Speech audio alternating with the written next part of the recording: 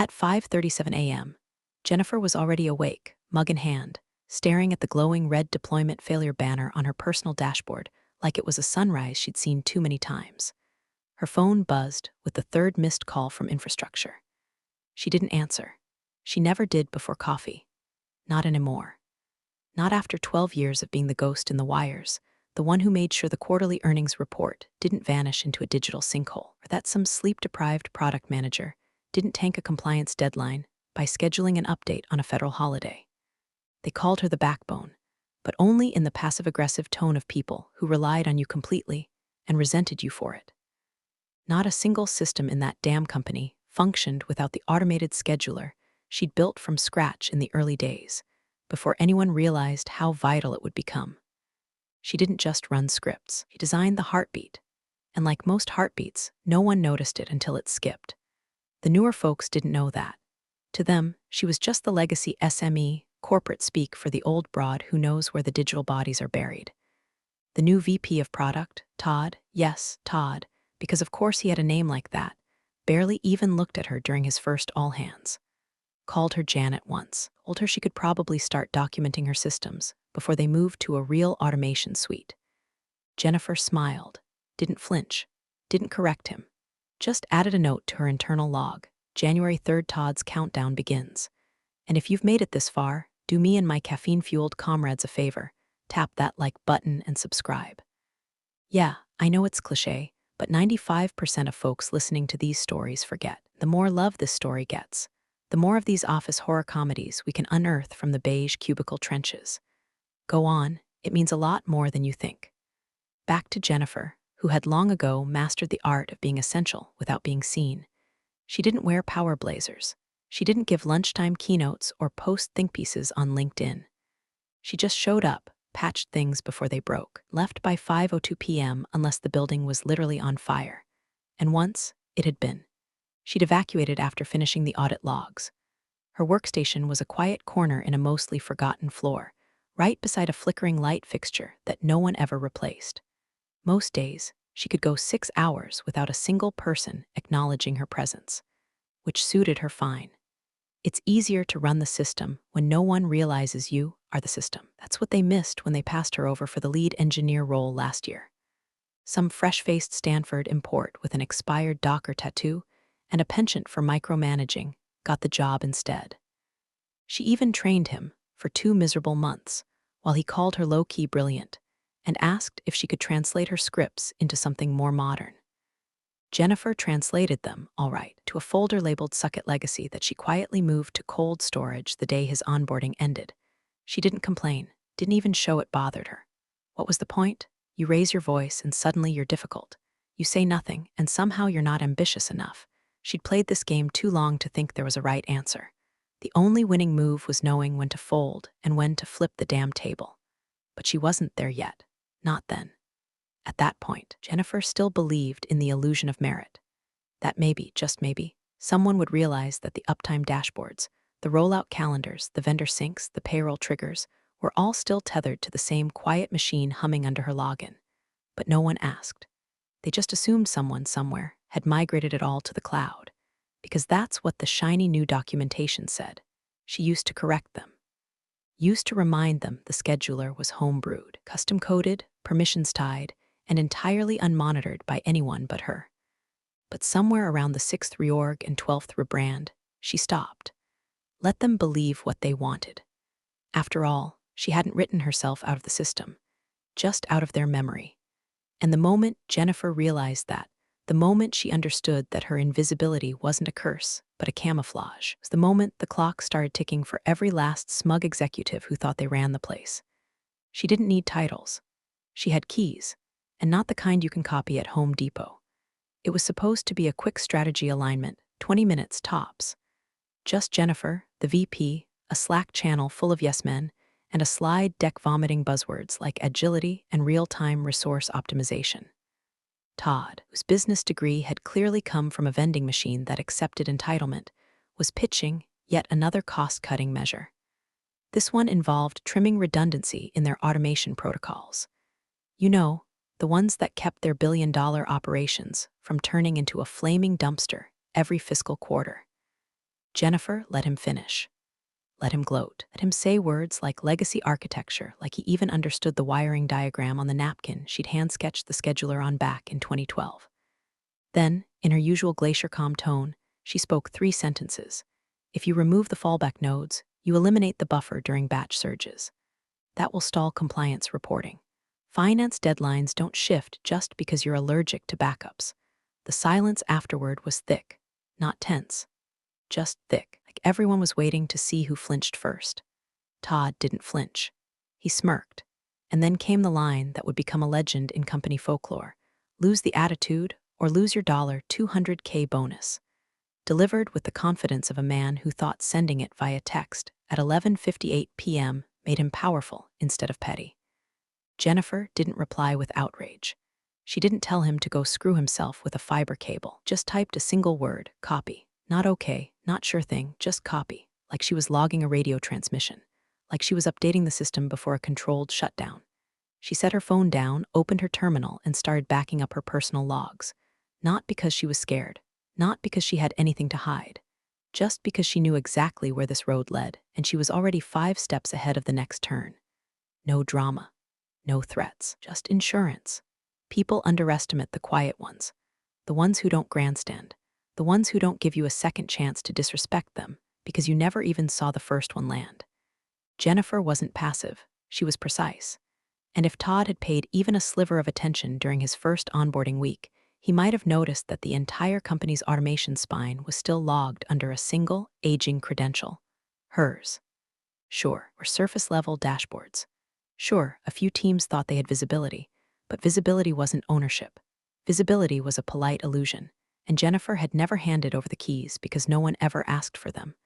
Why would they? She always showed up, always fixed things, always stayed late, always bled silently into the network. Now she was done bleeding. She logged every process tied to her credentials, set expiration timestamps on token chains, exported architecture snapshots to an encrypted drive, and just for fun, highlighted every executive override that had quietly failed over to her backup scripts in the last 3 years. There were dozens. One had prevented a $9.3 million loss in a vendor overpayment cycle. Did anyone thank her? No. They'd sent her a coffee gift card. It bounced. Todd probably thought he'd issued a warning. A threat, even. What he couldn't realize was that Jennifer had already lived through 5 versions of him. Different haircuts, same jawline, same condescension, same fetish for buzzwords and boardroom theatrics. But none of them had ever texted her that late. None of them had ever said the quiet part so loud. She closed her laptop and looked around her apartment. Soft blue hum of her home terminal reflected off the framed "Thank you for your years of service" certificate from 2017. Signed by a COO who had since been escorted out for insider trading. It was all so ridiculous, so small. They'd spent a decade relying on her, and the first time she questioned a poor decision, they dangled her livelihood like a chew toy. Well, she hoped Todd liked chew toys, because come sunrise, the systems he thought he understood would start coughing up error messages like a hungover server room. And Jennifer? She'd be on vacation. The kind where you don't answer emails. The kind where your name keeps showing up in audit logs while the building burns down. The kind where copy was the last word they heard before the silence started screaming. At 2:11 a.m., with her apartment drenched in that sickly glow only dual monitors and a neglected microwave clock can produce, Jennifer leaned back and stared at the most boring screen in corporate tech, the system-level access registry. It was a digital graveyard, a forgotten corner of internal infrastructure, buried so deep even the interns didn't joke about it. But Jennifer didn't come here to joke. She came to verify a suspicion that had been gnawing at her spine ever since Todd's late-night tantrum.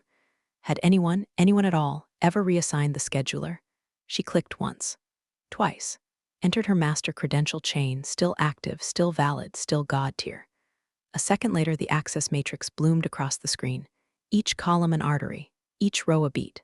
It was beautiful in its own bleak way. Quiet, stable, and utterly overlooked. There it was, line 283, the system scheduler, ID'd internally as JN-Sched 001, created by Jennifer L.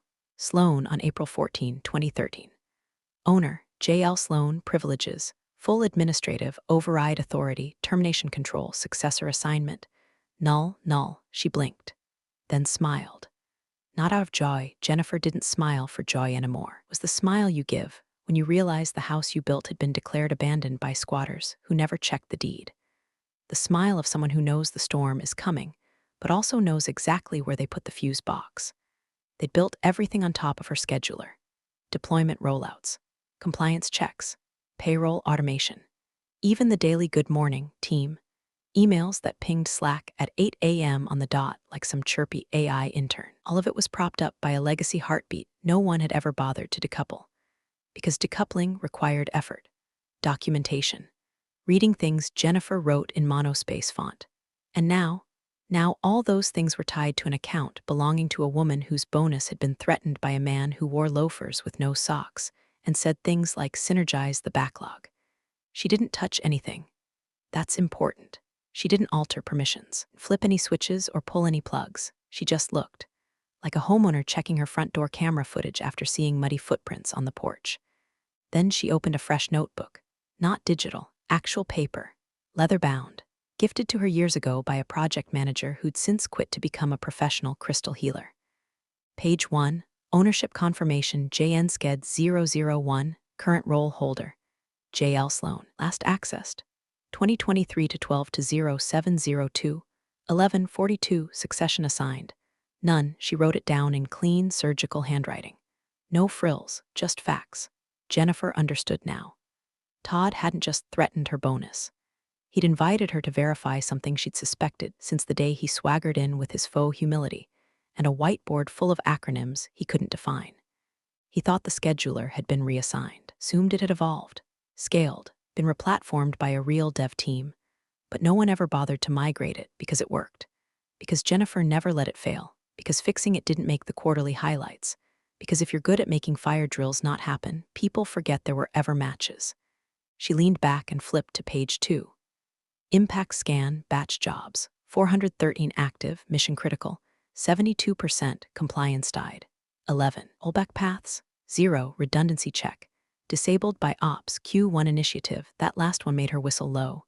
They really had disabled the backups for cost savings. She'd warned them, wrote a whole report, presented it.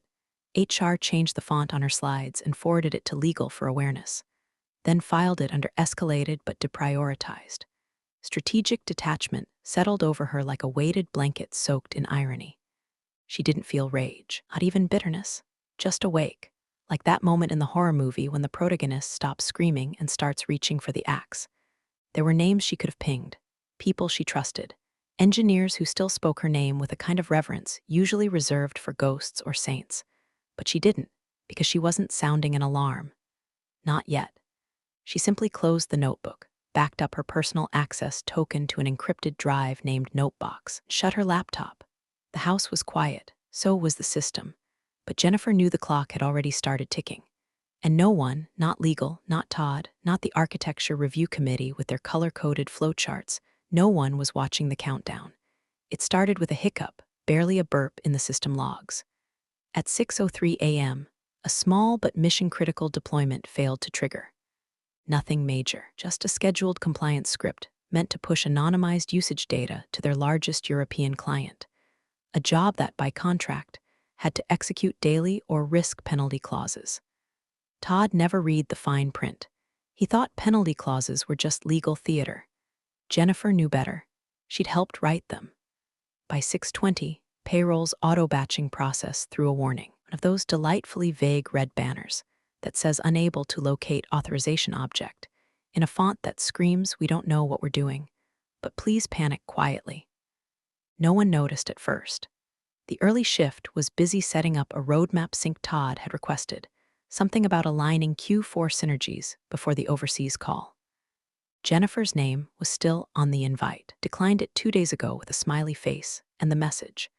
UO recharge mode activated smiling face with smiling eyes. That same smiley face would later appear in a screenshot legal printed during the investigation. By 8:11 a.m., a junior dev named Sanjay posted a message in hash and for ops. Hey, anyone know why the scheduler logs say no owner assigned? Is that normal? No one replied for 13 minutes. When they did, it was Todd. Who? Classic fashion, tagged the wrong person. At Sandra Loop in the IT folks. This is probably a permissions refresh thing. Not urgent. The irony being, there was no Sandra in IT. There was a Sandra in finance, who hadn't logged in since maternity leave started in April. Meanwhile, another team downstream noticed that their deployment pipeline was stuck on pending approval, a setting that hadn't existed in over a year. It was a ghost lock, fallback Jennifer had coded during the winter of vendor outages 2 years ago, designed to activate only if the root scheduler went dark or got reassigned without proper authorization. It was never supposed to trigger, not unless something was deeply wrong. And yet, there it was.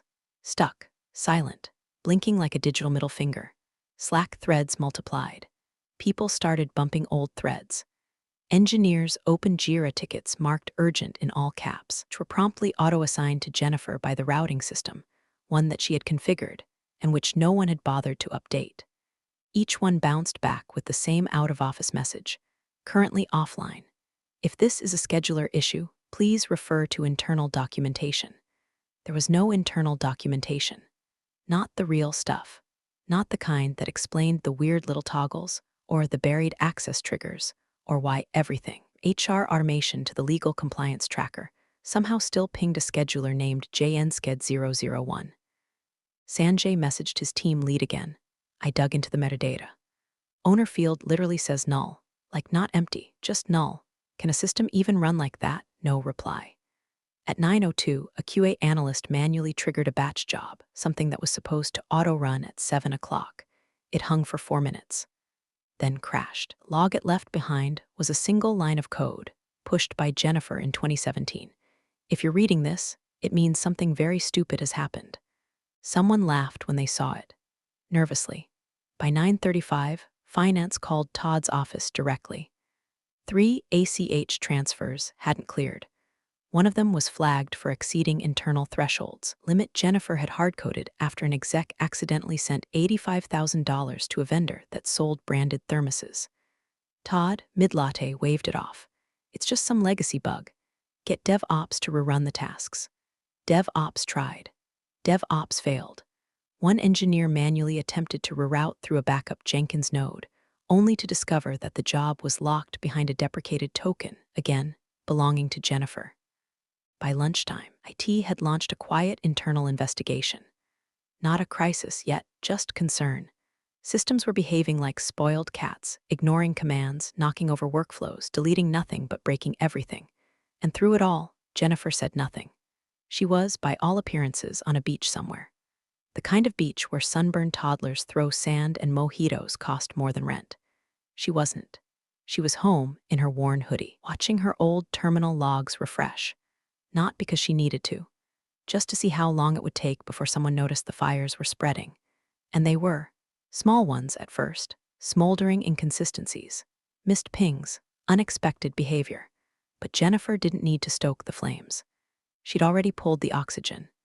The ticket was logged at 10:42 a.m. under the vague, but ominous title scheduler instability urgent triage. Nobody wanted to be the one to write it, let alone own it.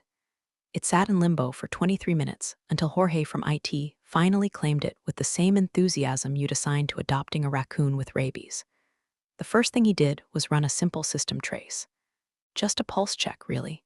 Instead, he got a wall of red, deprecated packages, expired tokens, scripts running on versions of libraries that hadn't been supported since the previous administration. Scheduler, the core scheduler, hadn't been updated in 428 days.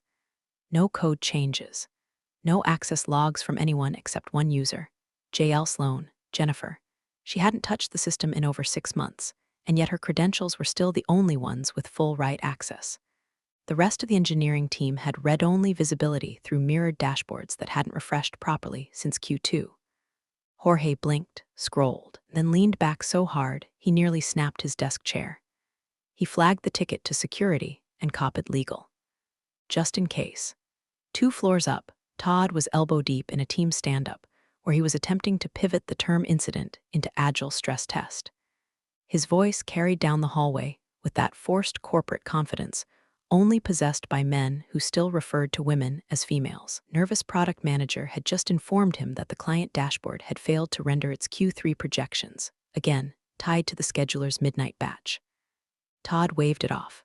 That's a dev ops thing, we'll hotfix it. But when Jorge dropped the report in the Slack channel, one line in bold, blinking like a siren, Todd's voice faltered. Scheduler owner, J.L. Sloan, no successor assigned, the channel went quiet. Then one of the interns, not realizing he was in the wrong thread, sent a popcorn emoji. Todd messaged HR in a private side channel. Start compiling documentation.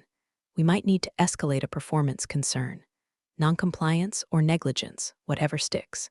It was the digital equivalent of grabbing a mop while the dam breaks. HR, ever the eager compliance lackeys, opened a file on Jennifer Sloan for failure to transition critical infrastructure assets. Never mind that no one had ever asked her to transition anything. Never mind that every quarterly planning doc, every sprint outline, every platform upgrade roadmap had conveniently skipped the part where you migrate the only system holding the entire backend together. Jennifer had warned them. Not loudly, not with a tantrum, just repeatedly. In emails no one read, in Jira comments no one acknowledged, architecture review meetings where she was routinely placed last on the agenda and cut short when people wanted to get to happy hour. So when HR pinged her with a cheerful hey, mind hopping on a quick sync to clarify your role in some legacy architecture, she didn't reply. She didn't need to. The dominoes were already leaning. Legal's request for admin logs went out at 11:29 a.m. The security team complied within 7 minutes. Resulting spreadsheet looked like something out of a conspiracy board. Every critical job, every high-stakes process, every emergency fallback, all tied to Jennifer's ID. They even found a comment she'd left in one shell script. If this still points to me, it means nobody did their job. Good luck, future morons. The lawyer reading it choked on his thermos coffee. Is that admissible? He asked no one. Depends who sues who, someone muttered. Meanwhile, inside Todd's corner office, sleek, sterile, and decorated like an influencer's airbnb, he was pacing. Eyes darting from his laptop to his phone to the one spreadsheet Legal had shared in a panic. His hand hovered over his cell, thumb shaking like a drunk compass needle. He considered calling Jennifer, personally, but he couldn't bring himself to do it, because if he did, it meant admitting she'd built something he didn't understand, something he couldn't control. And Todd, king of PowerPoint decks and LinkedIn humblebrags, did not lose control. So instead, he called HR again. Can we freeze her access? He asked. Technically, came the reply, she still holds primary credentials on that system. Locking her out might make things worse. How much worse? We're still triaging. But preliminary findings suggest, severe system dependencies. He hung up without saying goodbye. Across town, Jennifer sat in the same hoodie, same chair, same quiet apartment. No music, no distractions, just the occasional chirp of her inbox syncing useless automated alerts. She ignored them all. She was watching now, not intervening, just witnessing the structure buckle under the weight of its own ignorance. Because here's the thing about building something no one else understands. They don't know how to break it. But you know exactly where the cracks will spread. At exactly 8:01 a.m., the silence broke, not with an explosion, not with smoke or sparks, but with a single, sterile error message blinking across the central ops dashboard in a shade of red that looked more arterial than digital. Access denied credential, invalid. The system didn't crash. It simply stopped, like a bus that calmly refuses to open its doors, like a deadbolt turning from the inside while everyone's still chatting on the porch. In payroll, the morning batch job hung in mid-execution. Salaries for 1,200 employees paused. The compliance bot failed to dispatch the quarterly audit package to their top-tier financial regulator, a document tied to performance bonuses for 3 VPs and the company's public reporting schedule. The data was prepared.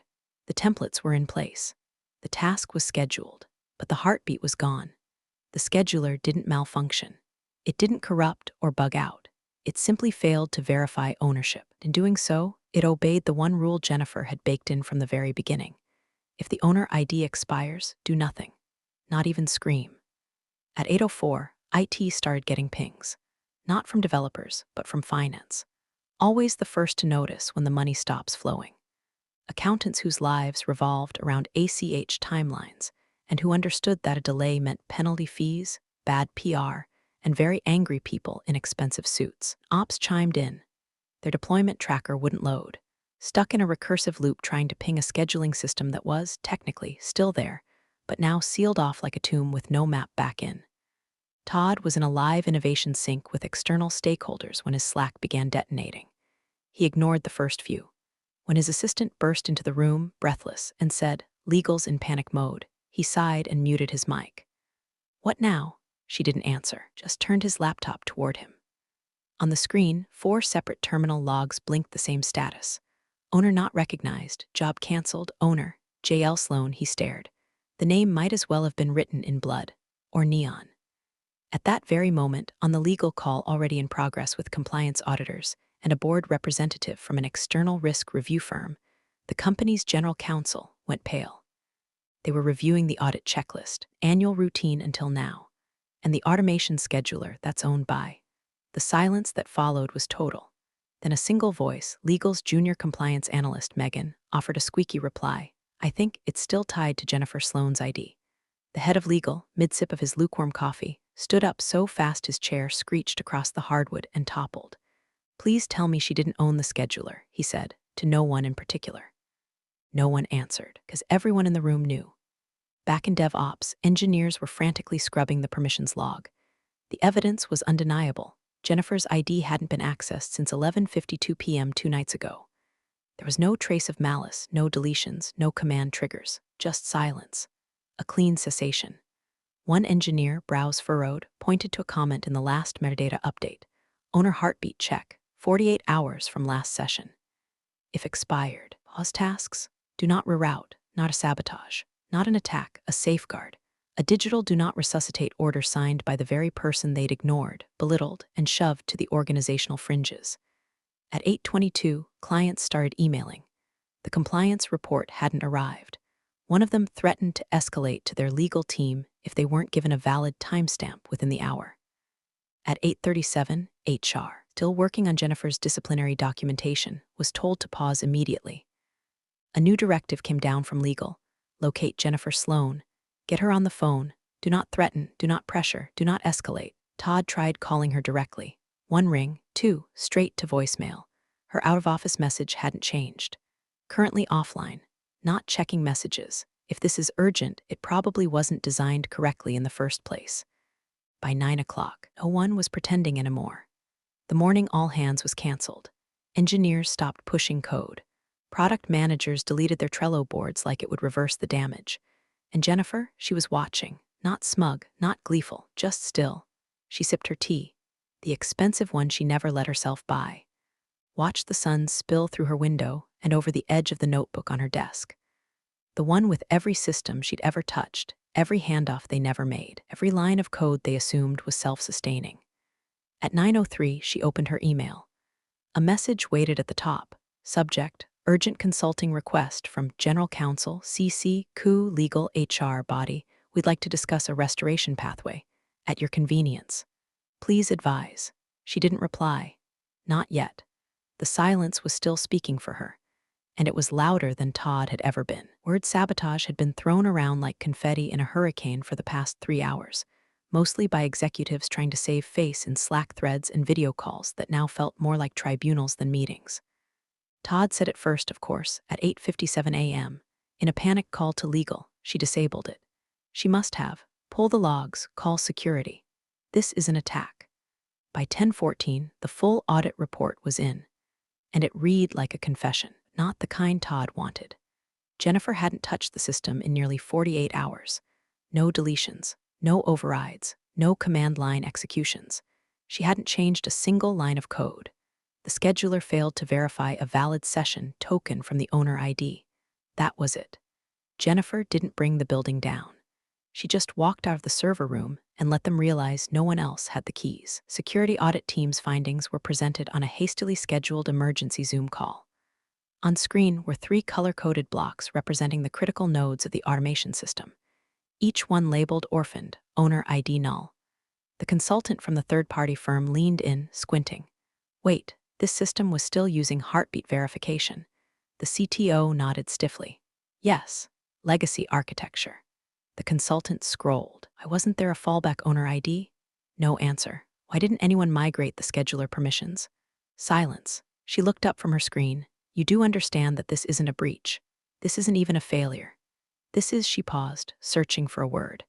This is exactly what the system was designed to do. The call went quiet, the way only a call full of high-ranking executives can go quiet, like everyone's internet died at once. But no, we're just processing the fact that Jennifer hadn't burned the house down. She just turned off the porch light and closed the door behind her. At 10:46, legal issued a formal internal statement. Preliminary audit findings confirm no malicious behavior. System access expired due to inactive session linked to sole owner credential. Restoration of services will require consent and credential input from said owner. They didn't use her name. They didn't have to. Everyone knew. The CTO was the first to say it aloud. We're screwed without her. HR, still recovering from their attempt to issue a warning letter the day prior, deleted the draft and quietly changed her employee status from under review to active pending special circumstances. Todd, meanwhile, was in his office, watching his career dangle from the same thread he tried to cut with a single arrogant text. His phone sat face down on the desk, screen still cracked from where he'd hurled it at the floor after the compliance officer muttered, "You let the only license holder walk off unpaid." At 11:07, another report came in, this one from risk management. It contained two options. Option A, obtain credential restoration from Jennifer Sloan. Estimated recovery time, 3 hours. Estimated cost, TBD subject to negotiation. Option B, rebuild scheduler infrastructure from ground up. Estimated recovery time, 9-12 weeks. Estimated cost, $1.80. $2.4 million plus vendor contract breaches. Todd read it 4 times. Then circled option A, then poured himself 3 fingers of cheap whiskey from the bottle he kept in a fake employee recognition mug. Across town, Jennifer was folding laundry. She wasn't celebrating. She wasn't watching them flail in real time. Her email client was closed. Phone was in airplane mode. Her only notification came from an old script she'd written years ago, a passive log scanner that pinged her when systems she built entered a dormant state. It had pinged at exactly 8:01 a.m. She smiled, just once. Quiet.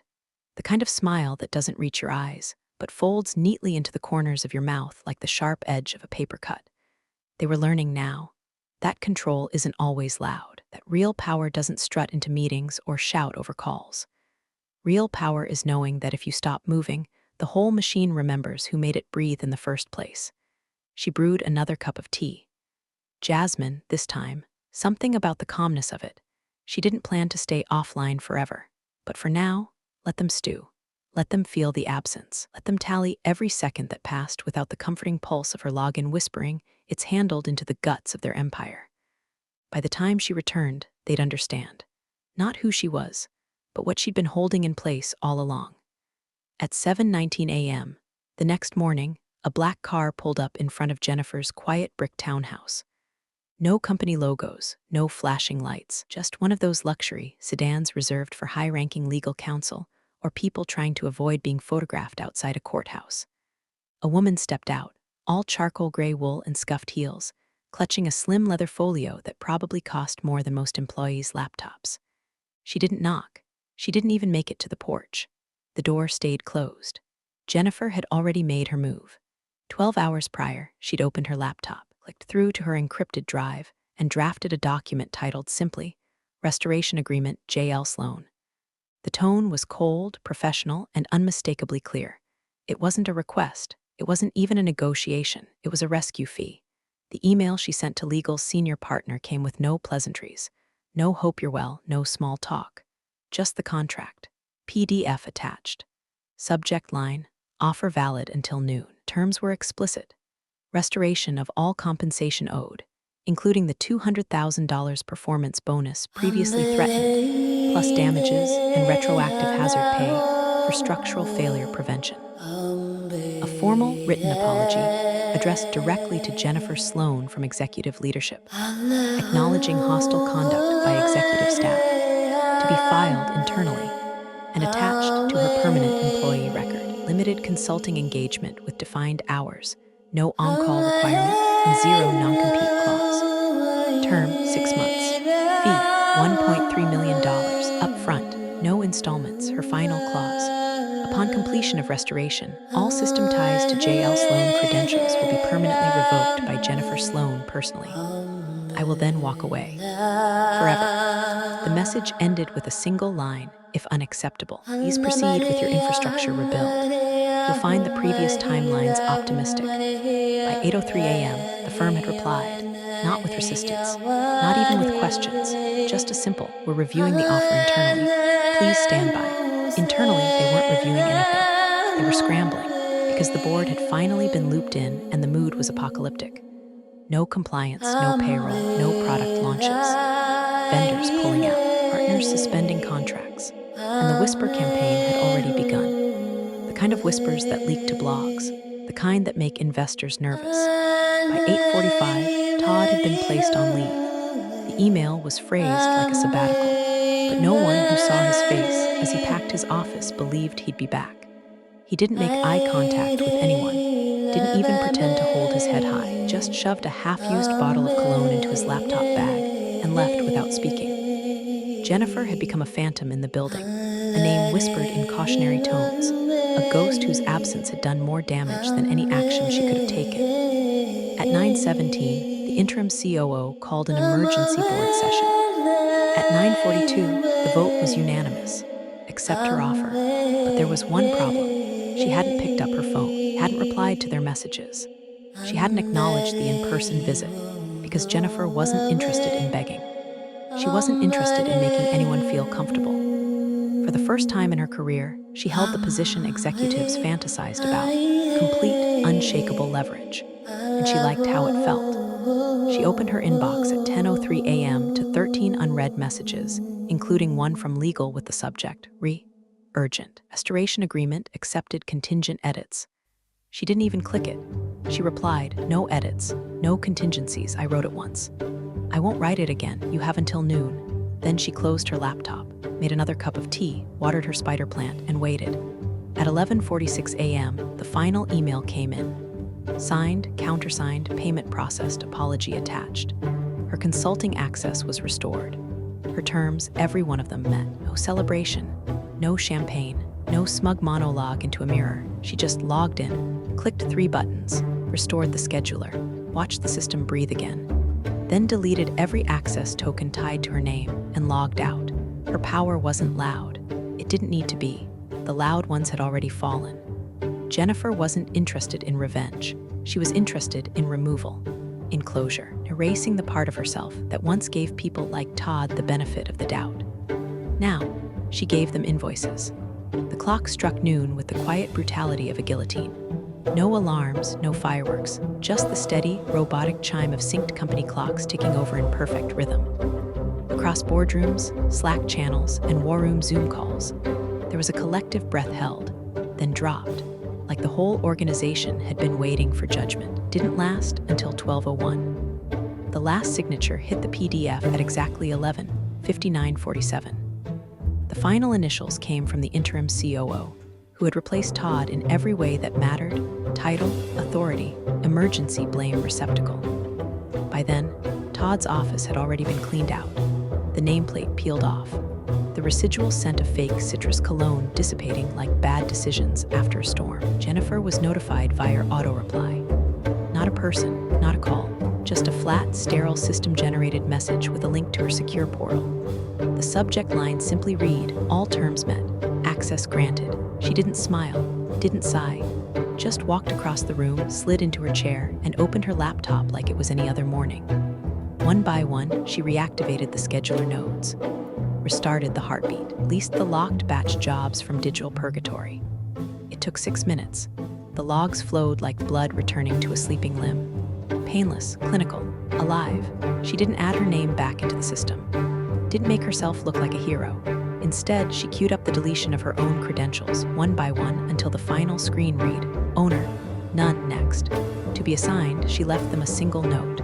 You don't need me anymore. Just need to be better stewards of what you rely on. Then she clicked confirm. Her screen went dark. She closed the laptop, stood up, and slipped the consulting contract into a slim leather folder beside the framed certificate she dusted off that morning, in recognition of outstanding internal infrastructure contributions 2016. The year no one remembered because everything worked. The contract was real, 7 figures, no non-compete, 6 months of work if she chose to take it. But Jennifer didn't sign it for the money. She signed it to make the silence official, to end it on her terms. And then, because she was thorough, she took the elevator to the top floor. The executive suite was eerily quiet, stripped of its usual hum of overconfidence. Jennifer moved past the reception desk, through the glass corridor, and paused at the corner office. Todd's office. Empty, desk bare. Monitor gone. Only a faint outline of his chair on the carpet, like even the furniture had grown tired of holding his weight. She looked through the glass for a moment. No triumph, no vengeance, just closure. The sound of her boots on polished tile echoed as she turned and walked away. On her way out, the new interim CTO caught a glimpse of her and opened his mouth to speak, but stopped. She gave a small nod. That was enough.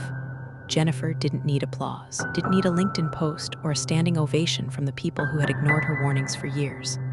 She had something far rarer. Proof that the backbone they overlooked had held everything together. And the moment she stepped back, it all cracked. That's the thing about quiet power. You never see it coming, but you always feel it when it leaves. As she stepped into the sunlight outside, phone off, bag light, spine straight, she whispered, just once to herself, to the world, to the memory of a man who thought intimidation was strategy. Lose the attitude. Sure, I'll lose yours first. Big thanks, you legends of the old office days. Subscribe to keep the switch-flicking chaos alive. Your ex-boss is shaking in their loafers.